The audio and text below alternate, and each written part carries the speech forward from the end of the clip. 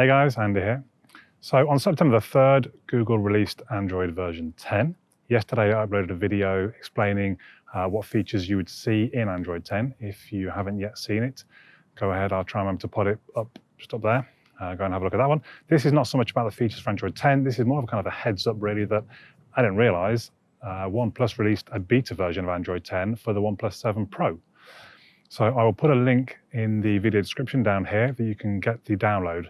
And then the way that OnePlus do their devices is actually quite simple to update.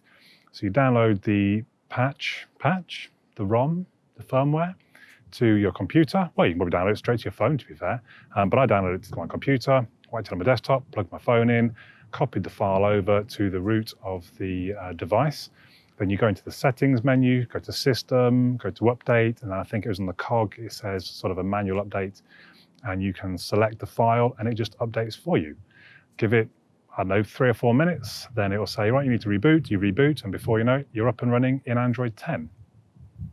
So the thing that I was quite looking forward to is having the gestures the way that Android 10 has the gestures.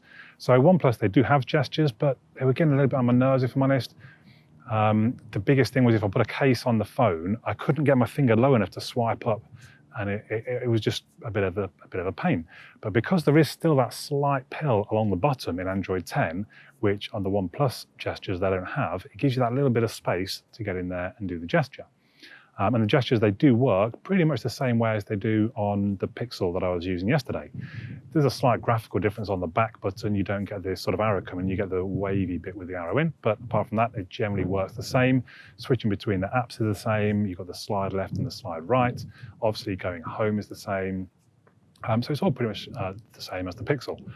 What did surprise me, and I suppose disappointed me a little bit, was there doesn't seem to be a dark mode on the OnePlus though. They've implemented Android 10 and missed out, to me, probably there's the gestures and the dark mode, the two big things that people are probably looking forward to. They left dark mode out. I'm not quite sure why that is. I mean, this is the beta version, so maybe it comes in the next update. And on that point, it is a beta version, but I mean, I've only been using it for a few hours, I suppose. Did I put it on last night, this morning? I can't remember. I've not had anything crash. The only thing be aware of, your banking apps might not work. So I use Barclays, that doesn't work. It won't even open now. Barclays tend to wait for the full version of something to come out before they start making changes, apparently. So now the full version of Android 10 is out. You would hope in the next week or so they will update their app and it will be compatible with Android 10. So all in all, if you've got a OnePlus 7 Pro, I don't think there's any reason to hold back. Well, apart from the banking, it seems to be quite smooth and functional.